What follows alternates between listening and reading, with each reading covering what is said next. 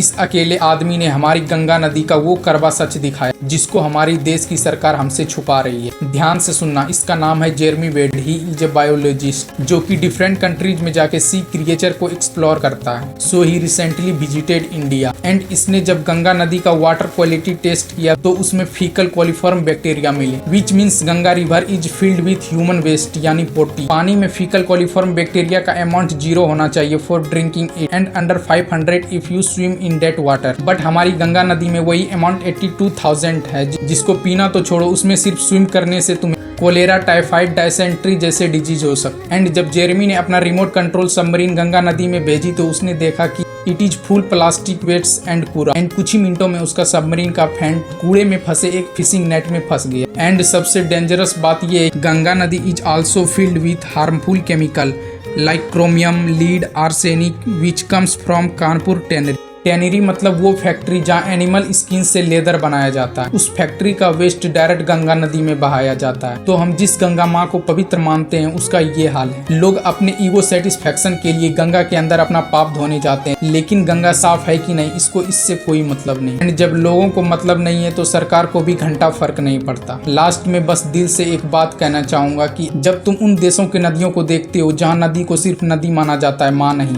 And फिर तुम हमारे देश की नदी को देखते हो जिसको गंगा माँ कहा जाता है, फिर तुम उस माँ की हालत देखते हो तो हर इंडियन को शर्म आनी चाहिए।